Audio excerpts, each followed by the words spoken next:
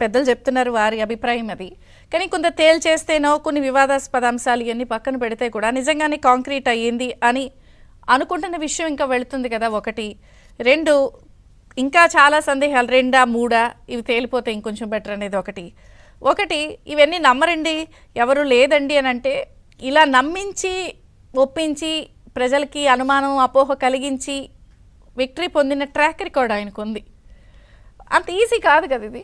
ఒకటి పొత్తుల విషయంలో ఇందాక పెద్దలు ఆయన అభిప్రాయం చెప్పారు. బీజేపీ అంటే బీజేపీకి ఓటు బ్యాంకు ఉందా లేదా, లేకపోతే బీజేపీ వలన లాభమా నష్టమా, ఇవన్నీ కంటే కూడా ఎటువంటి ప్రయోగాలకి ఎటువంటి ఛాన్సులకి అవకాశం లేకుండా బీజేపీ అది చిన్న కత్త పెద్ద కత్త అనే కాకుండా అవతల ప్రత్యర్థికి ఎటువంటి అవకాశం ఓటు బ్యాంకు చీలకుండా ఉండే ఉద్దేశంలో ఎటువంటి అవకాశం ఉండకుండా కలిసే ప్రయత్నంలో భాగం. అదే సందర్భంలో రాష్ట్ర ప్రయోజనాలను కూడా ఆలోచించుకుంటూ వచ్చి రేపొద్దున్న రాష్ట్రానికి కావాల్సిన ప్రయోజనాలు సాధించుకునే ఉద్దేశంతో బీజేపీ పొత్తు విషయంలో మా వాళ్ళు ప్రయత్నం చేస్తున్నాయి అంటే సరే, అభిప్రాయాలు రకరకాలుగా ఉండొచ్చు. కానీ అదే సందర్భంలో మీరు అన్నారు గతంలో ట్రాక్ రికార్డు ఉంది కదా, మరి అటువంటి సరే అండి విజయచంద్ర గారు, ఇప్పుడు అందరినీ కొంతకాలం మోసం చేయొచ్చు, కొందరిని కొంతకాలం మోసం చేయొచ్చు, కానీ అందరిని అన్ని కాలం మోసం చేసే రికార్డు ప్రపంచంలో ఎవరికీ లేదు.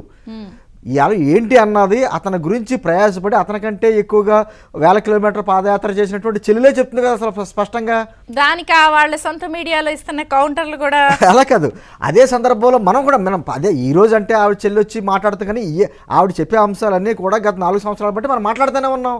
ఈ జరుగుతున్నాయి, ఈ జరగబోతున్నాయి, రాష్ట్రం లాభపోతుంది ఆవిడ వచ్చి కన్ఫర్మ్ చేస్తుంది. అదే సందర్భంలో మనం కూడా అదే సందర్భాలు అన్నాం, నీ గురించి ఎంత కష్టపడినటువంటి నీ తల్లి చెల్లినే ఒప్పించి మాట్లాడించు, నీ పాలన బాగుందనే ఉద్దేశంతో ఆ మాటని చెప్పించగలవని కూడా క్వశ్చన్ చేసాం. ఈరోజు చెల్లి ఓపెన్ అయింది, రేపొద్దు తల్లి కూడా ఓపెన్ అయిపోతుంది.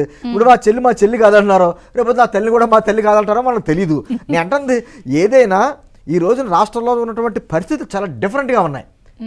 ఇక్కడ ఉన్నటువంటి అదే నేను గతంలో కూడా ఒకసారి మీ డిబేట్లను కూడా చెప్పాను, అనేక రకాల అపోహలు సృష్టిస్తారు, అనేక రకాల మీకు విచిత్రం ఏంటంటే నిన్న వాళ్ళు 175 నియోజకవర్గాలు లిస్టు రిలీజ్ చేశారు కదా. ఆ 175 గారు వాళ్ళు రిలీజ్ చేసిందండి ఫస్ట్ లెటర్, వెంటనే డిలీట్ చేశారు.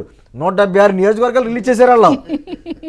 176 ఒక్క నియోజకవర్గం ఎక్కడి నుంచి కొట్టేశారో నాకు అర్థం లేదు. ముందు నేను ఎత్తుకుని మళ్ళీ స్క్రీన్ షాట్ తీసుకునే లోపే వాళ్ళు మళ్ళీ డిలీట్ చేసేసి మళ్ళీ కొత్తగా 175 పెట్టారు. అంటే నా మీద కూడా ఎన్నో ఫేక్ లెటర్లు రిలీజ్ అంటే అంటుంది. ఆ విధంగా ఫేక్ లెటర్లు, ఆ పార్టీయే ఫేక్ పార్టీ కదా విజయచంద్ర గారు. ఎవరో పెట్టుకున్న పార్టీని ముందు కొట్టేసి తర్వాత కొనుక్కున్న పార్టీ ఆలోచన కూడా అలాగే ఉంటాయి. మరి ఇన్ని కన్ఫ్యూజన్లకి క్లారిటీ ఇచ్చేయచ్చు కదా. ఏదైనా జరగబోయేదంతా మంచి పరిణామాలు, అన్ని శుభ పరిణామాలు, అన్ని మంచే జరుగుద్ది. రాష్ట్రంలో జనసేన టీడీపీ ప్రభుత్వం రాబోతుంది. ఎవరు ముఖ్యమంత్రిగా అన్నది మనకంటే పాపం తొందరగా వాళ్ళకి త్వరగా ఎవరికి ఆదుద్యోగం ఉంది, ఎవరికంటే వైసీపీ వారికి ఉంది. మేము అడుగుతున్నాం, రేపు వద్దు మా దాంట్లో చంద్రబాబు గారు మన పవన్ కళ్యాణ్ గారు ఎవరొకరు అవుతారు, పక్కన పెట్టండి. నిజంగా మీ జగన్మోహన్ రెడ్డి గారికి కేసులన్నీ బయటకు వచ్చి లోపలికి వెళ్ళిపోయాడు అనుకో, ఎవరు ముఖ్యమంత్రి అభ్యర్థి? భారతిరెడ్డి గారిని చేస్తారా, సజ్జల గారిని చేస్తారా, లేకపోతే ఇంకోటి ఎవరెవరిని తెచ్చుకుంటారో మీరు చెప్పాలి. మాకైతే మాకు క్లారిటీ ఉంది ముఖ్యమంత్రి ఎవరన్నది.